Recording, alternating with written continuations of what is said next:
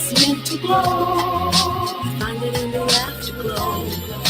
Hello, everybody, and welcome again to the Quintessential Queens podcast right here on IntellectualRadio.com and iHeart Radio station.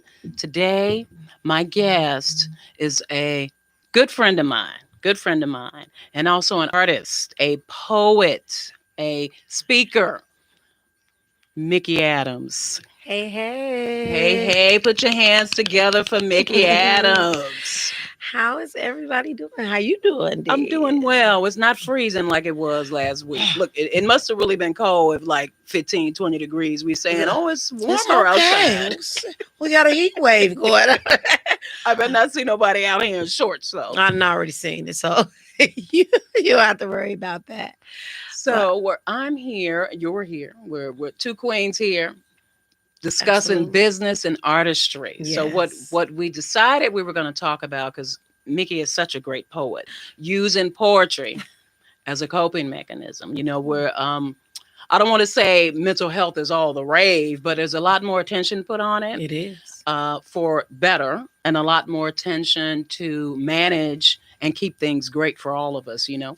So you're going to tell me about how you started writing, why you started writing, and what this poetry does for you. So in the meantime, tell us who you are, though, before you hit all of that. Tell us who you are. You know, my mama named me something else. And then I got married and I got another name. And then I got in the spoken word community and they gave me the name Darling Mickey.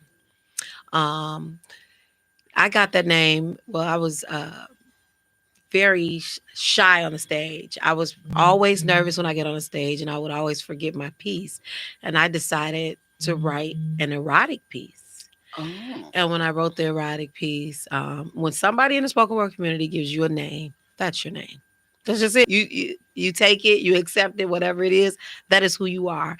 So And what's that name? What's that name they gave you? My big brother named me Darling Mickey. Okay, great. Like Darling Nick, you know the song Prince? So since my name was Mickey, he was like, I'm going to name you Darling Mickey. And I was like, I'll take it, you know. So I took it and, and it became me. They also call me the boss lady. I got the name because the friend of mine that brought me into the poetry scene actually asked me to manage him. I had absolutely no idea what I was doing.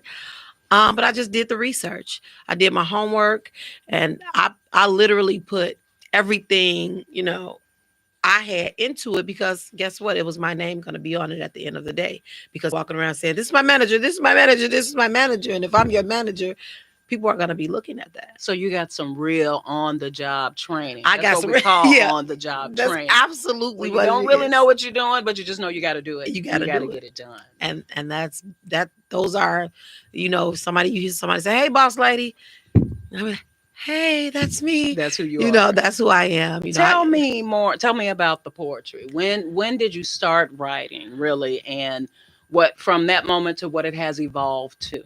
When did you start this, and why did you start? About 2012. Like I said, the person that I was managing actually invited me out. The reason why he invited me out, because he was on Facebook and he had this poem and he was talking about the West Side of Chicago and the women from the West Side of Chicago. And I was like, excuse me? Okay. I'm one of those. And it was like the negative part. So he never, I went to his inbox and was like, I don't know what's wrong with you, but but he did. 2 weeks later, a couple of weeks later, because he never responded to me. I'm like, he went on Facebook and tagged me in the other half of the piece, which was something good.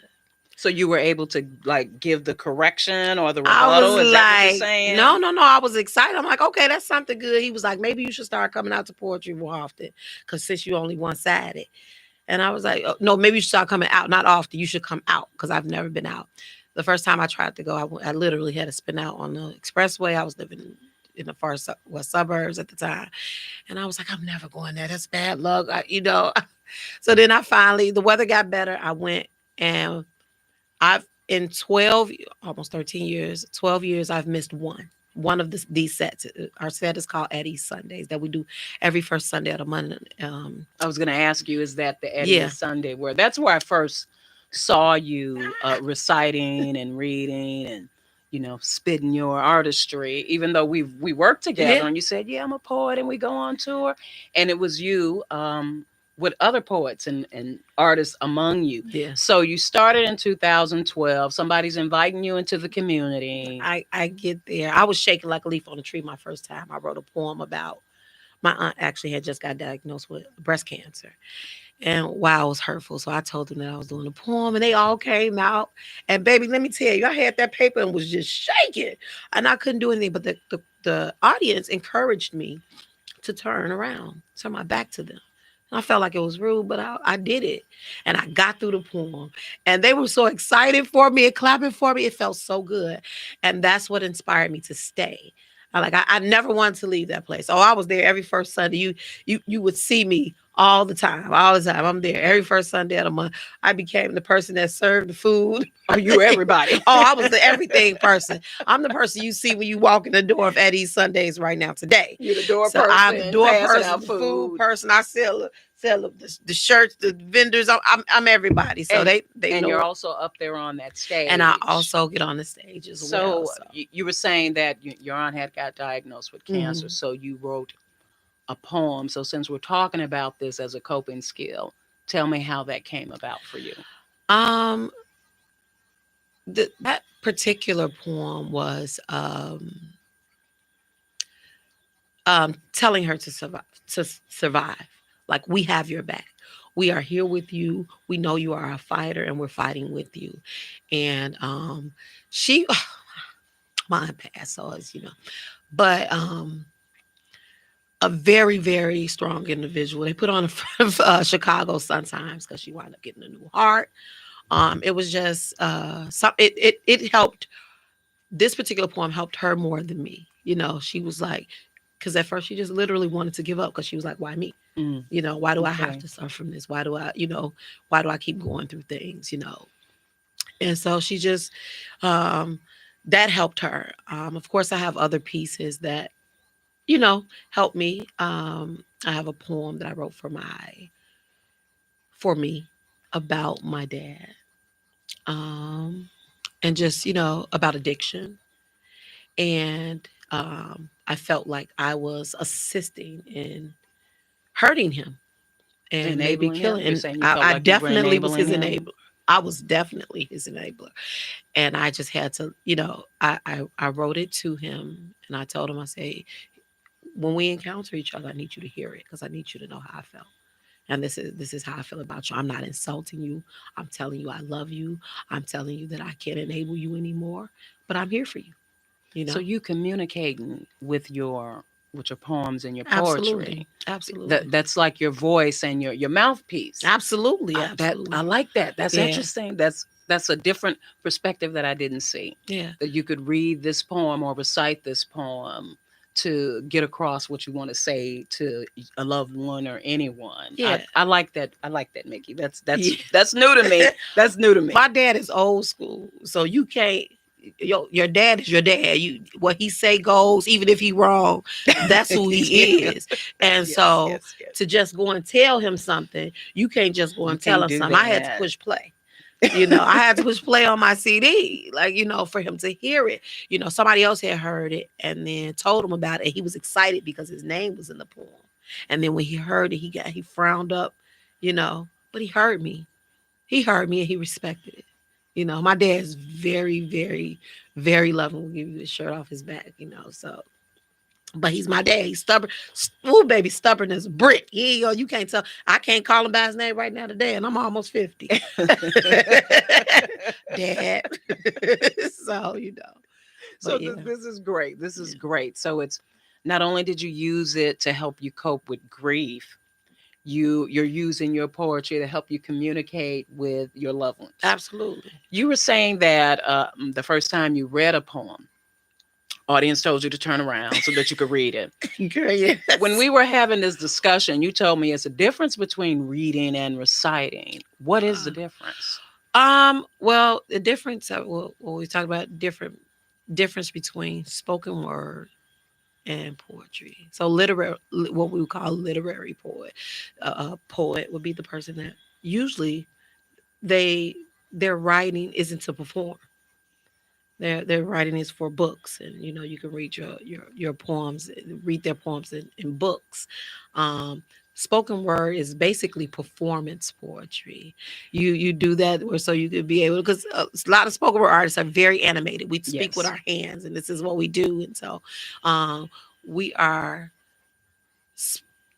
we call it spitting Right. for an audience. We're spitting for audiences, for people to hear. Some people are spitting it to heal as well, but a lot of times it's performance poetry is for us to do. It was shunned on for a while until until it opened up a little bit. People had to catch up with the times.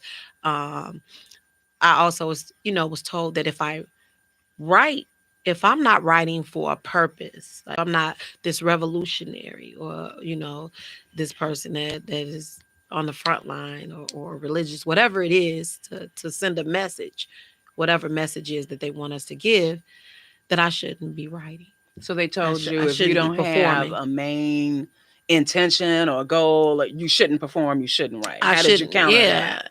How And did you I'm answer those like, people? yeah, I started writing erotic poetry.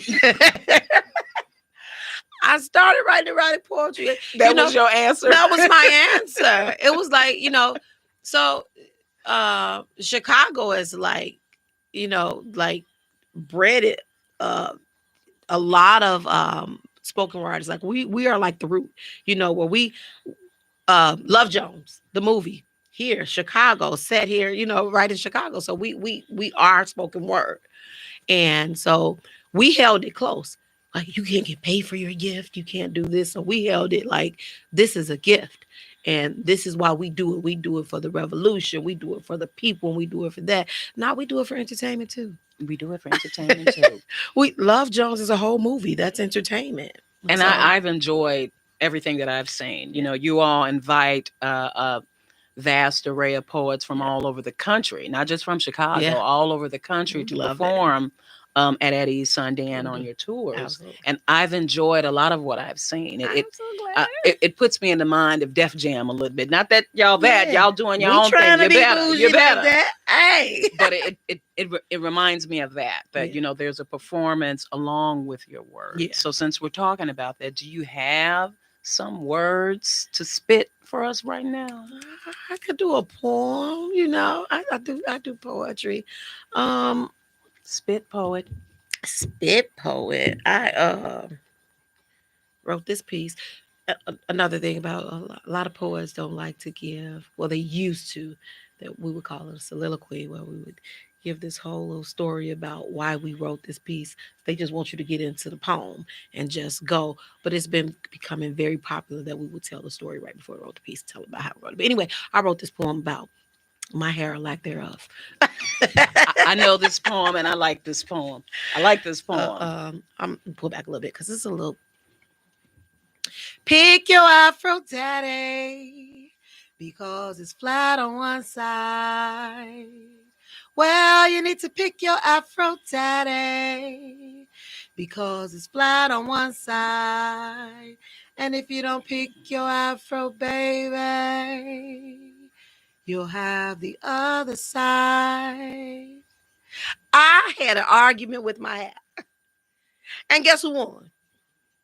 Me. I had to give it a few words, a little encouragement, let them know how bad you are, or lack thereof. And it went a little something like this. I could have pulled you, picked you right from where you came from, put you in check, straightened you out, made you relax. I could have exposed your entanglement. I could have brought heat to your roots. Instead, I curved you. I let you coil up, be all juicy and natural and buried out on your unrefined, organic, original state. Forget being straight out of anything. You dignified. You hold your own with grace. You vertigo, because you be dizzy. You make them seasick, all cap, do-rag, a splash of color. Because, well, sometimes we do that. You wrap up on your own and I let you be smelling like Shea butter and bergamot. You're a beautiful disaster coming from scalp. Masterpiece. Froze. Won't move when the wind blows because you cold. Rare. Textured. Art gallery worthy. And no, you can't touch my hair. Hell, I'm art. I am my hair. Sorry, India, with my bad self. Who gon' fight me? My fists stay tight on necks protruding from crowns of gods. Holy veil, tied knots, strand hug hard, pattern perfect for pics, but pictures don't do it justice. So you just stand here, breaking barriers because they said you couldn't. You bossed up and strong, black girl, ready for the world. Flexing your bonnet because you sensitive about your hair. Brown boy with them twist pin. It took that style a minute, but it's the roots for me. With your fine self, rocking your black like, yeah, say it loud. 3 strands down, back swaying, fit out the way. You see me displayed, trying to mimic me. Ain't no way telling me to press my hair. I'll press it in their face. So pick your Afro daddy, because it's flat on one side. And if you don't pick your Afro baby, you'll have the other side. Hi. What's that piece? Spit poet, spit poet, spit. Thank you. I love that poem. I've Thank heard you you. recite it before, and it's one of my favorites. Thank you. You recited it for me when I was doing the speaking Yeah. engagement, Oh, but yeah. I love that Thank you. poem. So hair is one of the things that literally had a fight with my hair. me and the other co-host of the host of this show, Mhm. Rhea, we talk about that. We talk about hair and texture and what it means in our community and our society. So you wrote that poem for what reason? Because I literally had a fight with my hair.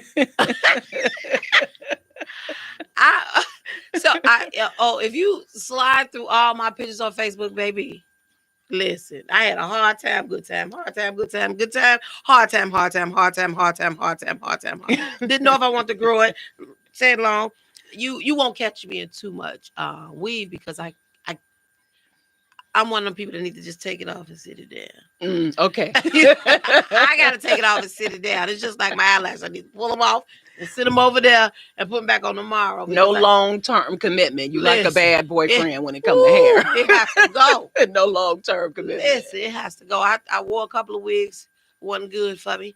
I wore a couple of wigs that was good for me. I had some braids that probably pulled my brains out. You know, I've been short. I've had the box haircut. I've had it shaved off on the side, long in the top. Honey, I've been everybody. That our hair tells a story of our life. You know how we up and down, and sometimes you maneuvering well, when other times it's like it don't matter what I do. It just don't want to act right. That happens. That happens. I sat in the chair with my. He's actually Brandon Johnson's barber right now with AJ Styles. I sat in his chair and I was like, take it off. You know, you got to be careful with that one because it ain't no putting it back once you do that. It come back. It just take a minute. I'm like, just so, because I had a little box though. It was just a little box. It was already a little bit hair. And my friend was having she was doing a tribute to her charity event to her sister, that had passed from complications of HIV. Mm-hmm.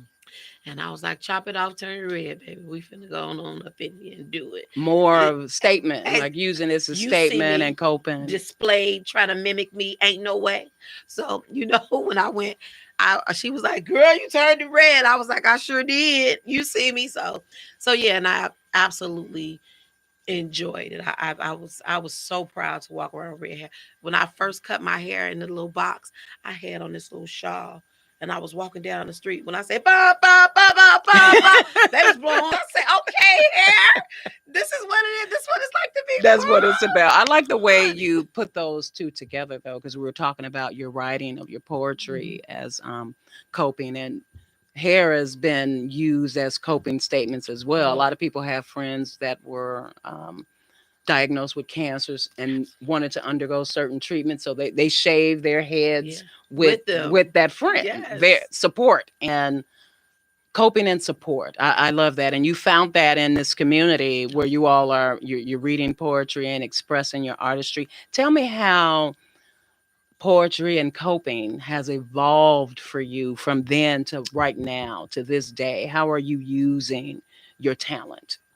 Um, it still helps a lot. I recently lost my grandson, and I tried to force a poem. I've written poems for my aunt and my uncle as they passed, and it came so easy. Trying to write for him was hard for me.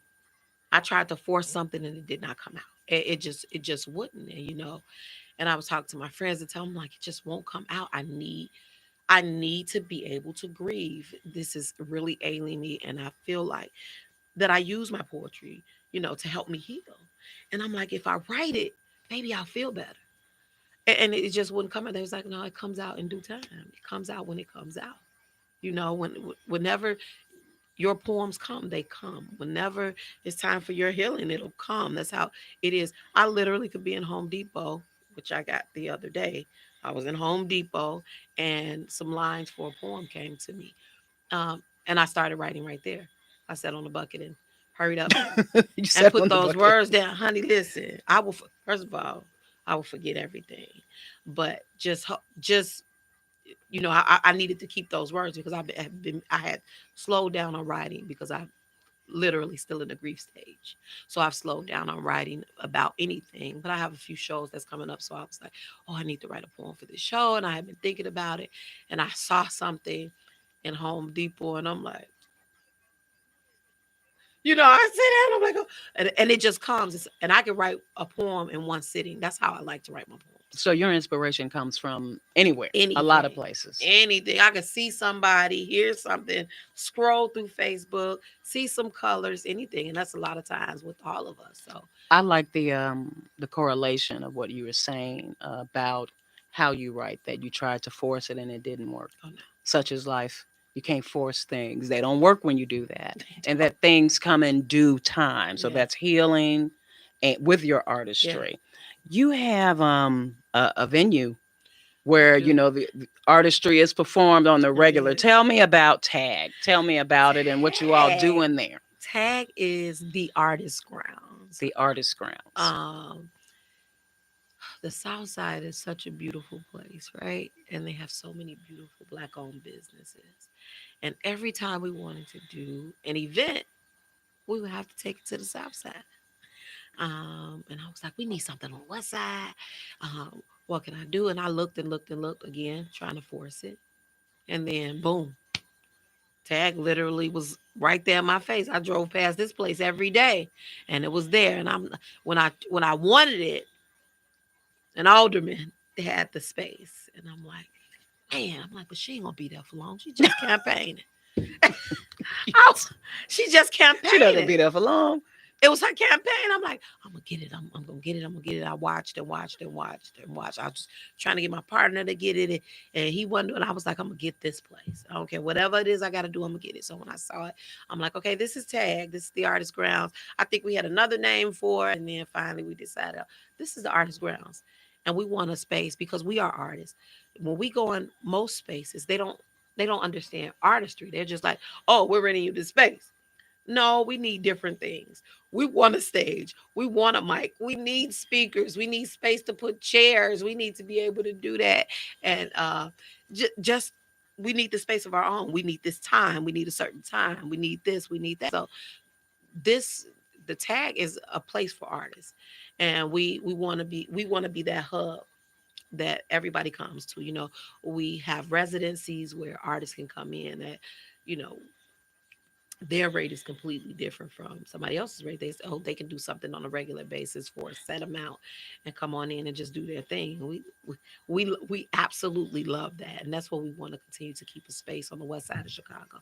A lot of people turn their nose up to the west side of Chicago, baby, but I was born and raised, and will continue to be there as Yeah, me long as I too. I was can. born and raised right over here on the west side of Chicago. Born and raised, and I want to keep the artistry there. I want the artists to be able to come there and say, hey, boss lady, you got some space for me? I sure do. All artist, come on through, get on my stage, get on this mic. This is the Artist Grounds, and you are an artist. This is for you. This is for This you. is So our space. the Artist Grounds is Yes. a venue for artists It's by for art. artists. Yeah. Where is Tag located? We are located 4109 West Roosevelt. Okay, So great. So great right. try. Just keep Not too riding. far. Yes. Just keep riding. But yeah. So you Yeah. started that more something a business born from your talent. Absolutely. Absolutely. You were telling me about service, like some of the services you do for the community, and some of it includes, your gifts and bringing your poets and your artists with you. Tell me about some of the service and the places you've dedicated yourself to. Um, well, a service that I wanted to start. Well, the managing that we do, and then if you're talking about like community work, well, we are starting a place. So I tell you, my grandson had epilepsy, Yes. and so we want to be also a space for people with disabilities, to be able to mingle. Sometimes they feel out of place, when they go to places and everybody's looking at them, but hell, they're looking at everybody else too. Like, you look strange to me, I may look strange to you, but they want a place where they can mingle with people like their own.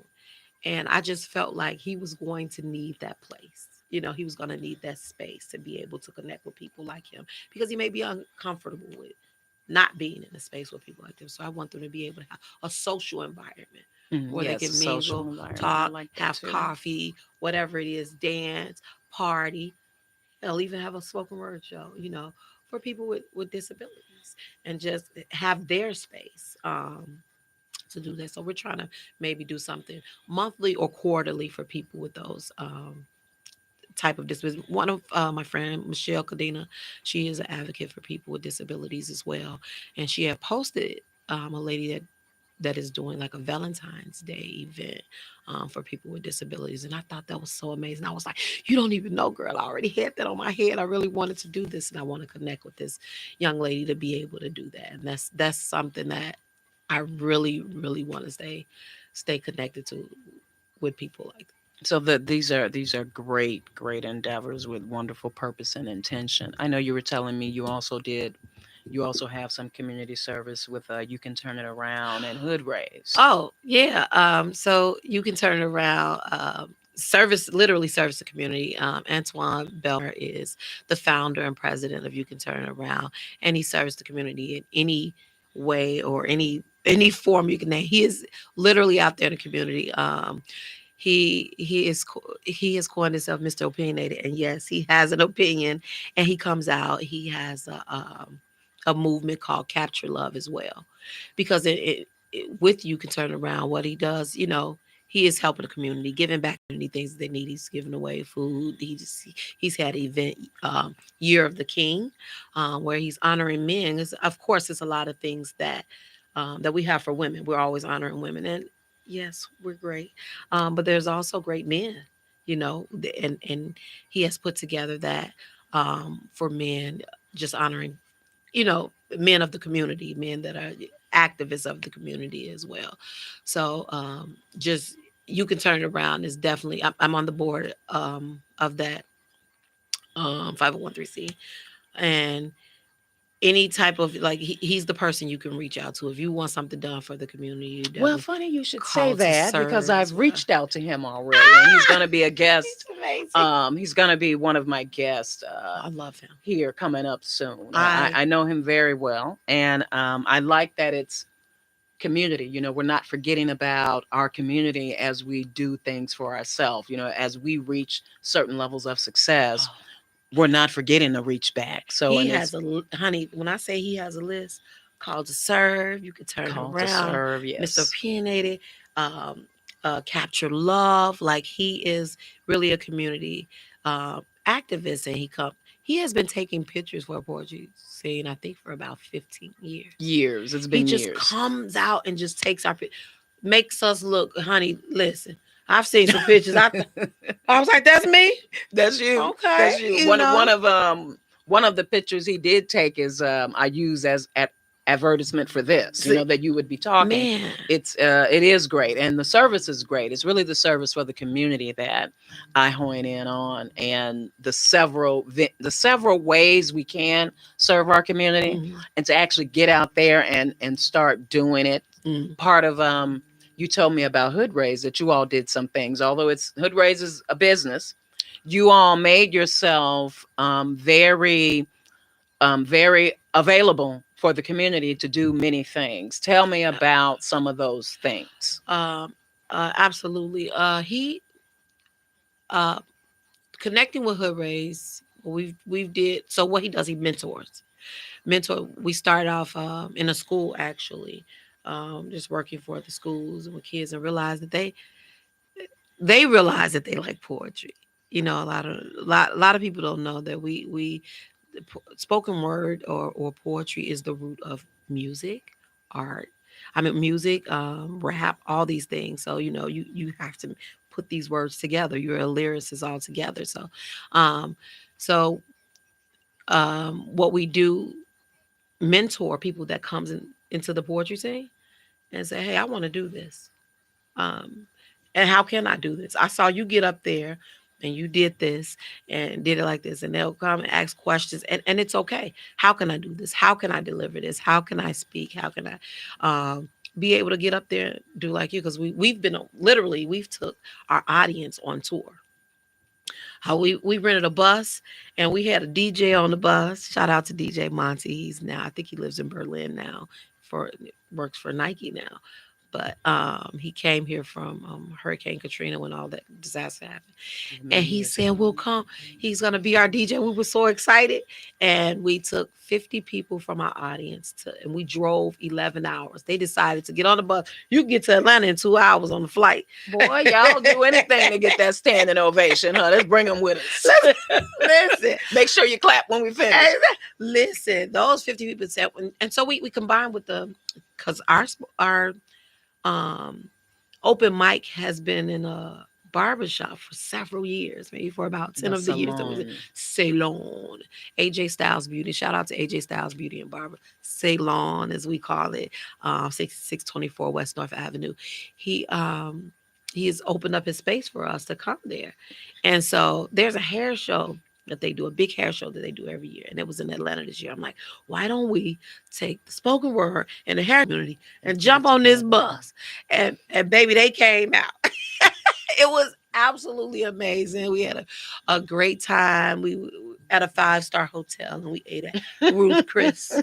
Oh, you all were being bougie But we with had your our pinky up. poetry and your hair show. We had our pinky up, and the hair show slammed all the time. They're always winning awards there at AJ Styles. But So you're all over the circuit. You have been in many places sharing your gift, spitting your poetry, as we say. yeah. You've been doing this a lot. What is the one message you want to get out about using your gift, your talent as a coping skill or as anything else? What is the one message you want to send to everybody Um, out here listening? I think we talked about this earlier, that don't stay in the box. Um, a lot of times people say stay in your lane. I think you should veer a little bit and see what you got. See what you got. I again, like I told you, I was writing different things, and I jumped out into the erotic poetry, and I felt like I had a knack for it. I felt like that was my place. That's what I want. I can do Anything. anything, all types of spoken word. I get up there again, talk about my hair. I can uplift some Black women. You know, I can also entice some people with my spoken word. So I say don't stay in your lane. I I like say that. I say veer out and see what it tastes like. You have to have that box of chocolates with all of you taste. I ain't like that. Throw that away. Try another. You might like that one. Get into all of it. You never know. So again, spoken word is entertainment, and you may be good at something else. You may be good at something else, and then somebody call you, do that poem I like. People will pay you. They always talk about, oh, you keep doing that same piece 109 times because they're paying me for it. Or 109 times if that's what they want. If that's what your audience want, is if that's what you're into spoken word for, if that's what you feel like you want to do, if it's your art for uplifting, if they want me to come and uplift some people and do the same poem over and oh my God, they got a poem that they want me to do all the time. And I be like, oh, I'm gonna retire it. But no, I get up and I do it. And it's so you said don't stay in your lane. Don't stay in your With lane. the thing, the word and phrase, everybody stay in your lane. People don't stay in their lane. Nope. You Hit that saying turn don't signal. stay Let in them know your you lane. coming. Say that again. Hit that turn signal. Let them know you coming. Don't And stay go in on your out. lane and right out the box. That's what Listen, you're saying. get out the Think and right out box. the box. I That's how I think feel. that's excellent advice. We're not counselors or anything. We're just talking. We- But I think that's excellent yeah. advice that Yeah. you do have to veer out of Mm, where people tell you you're supposed to be yeah. to figure out what you like, what you Absolutely. want, and what you're good at.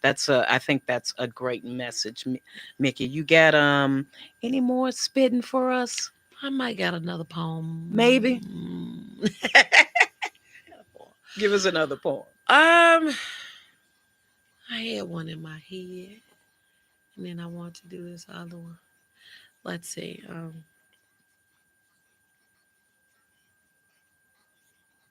Hmm, should I do? So I wrote this poem.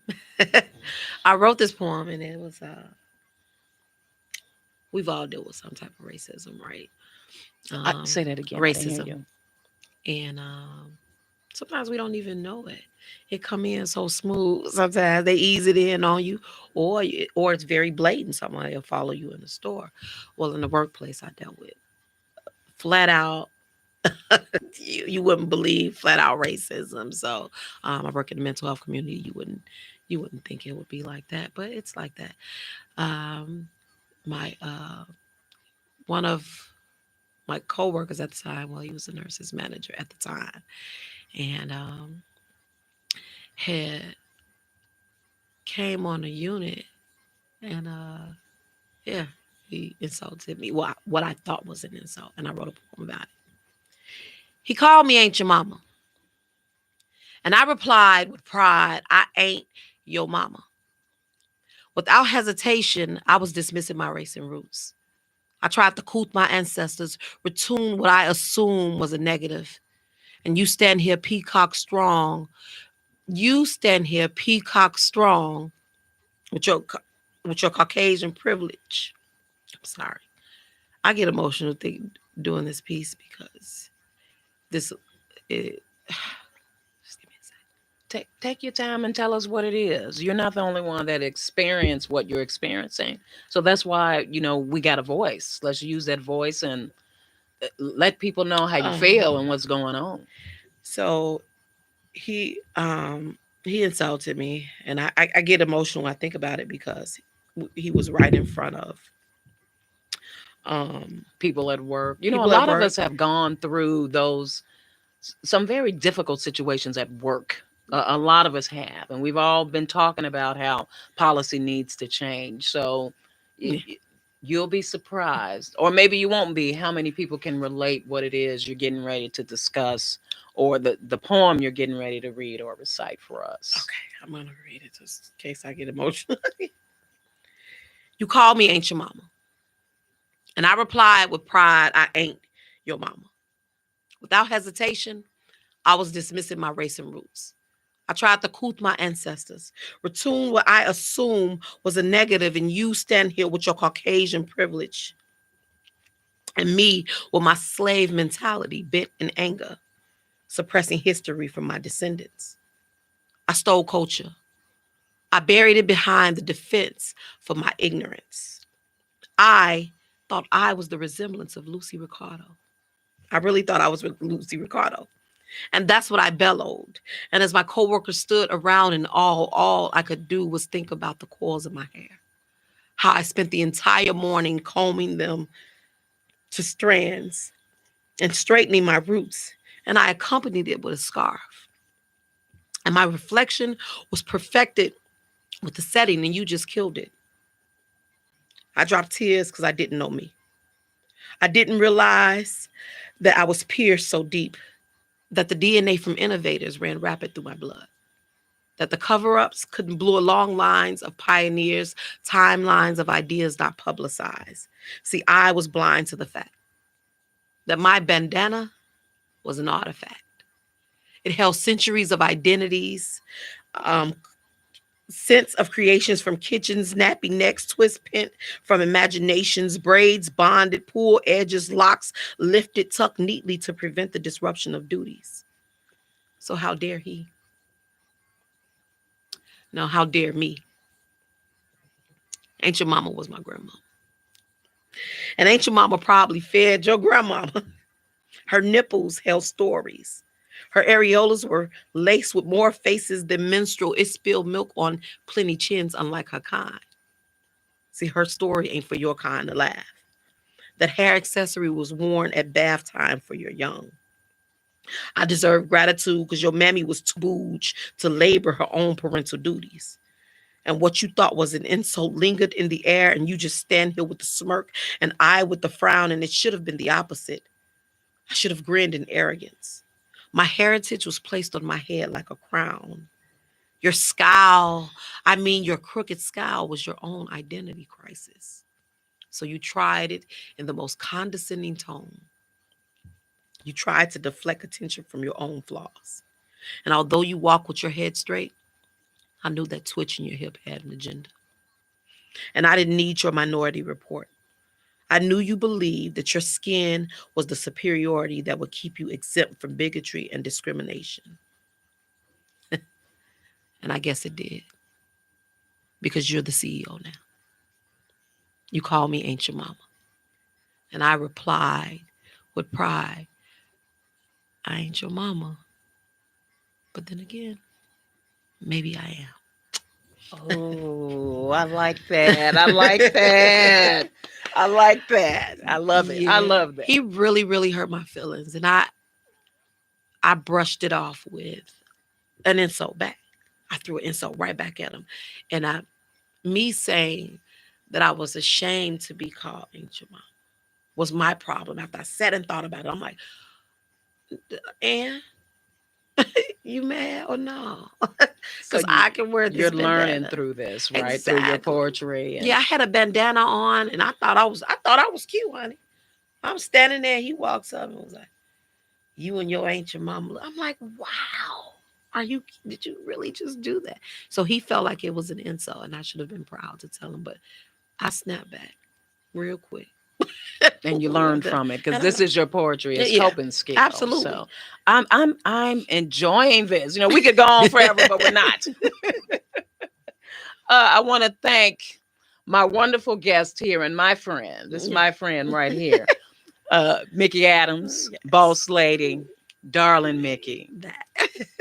All Stay the tuned for this young lady. She's already on the scene, beyond up and coming. The poetry and the spoken mic. Thank you, poet. Thank you so much Thank you for for having me. I appreciate being that. here. We really, really do Yeah, appreciate but you just tell coming them here. about So that's great. TV show. Yeah. So, well, I thank you, and I appreciate that.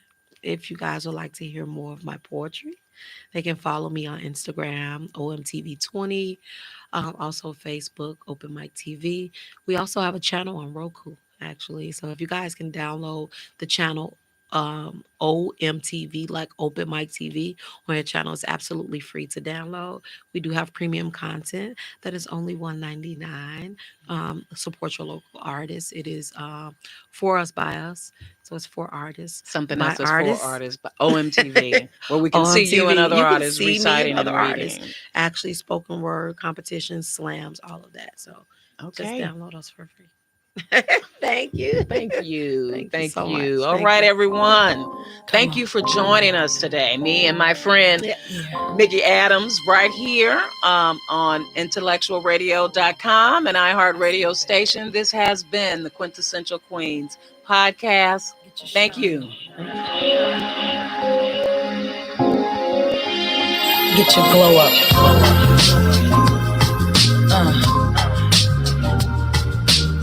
One time.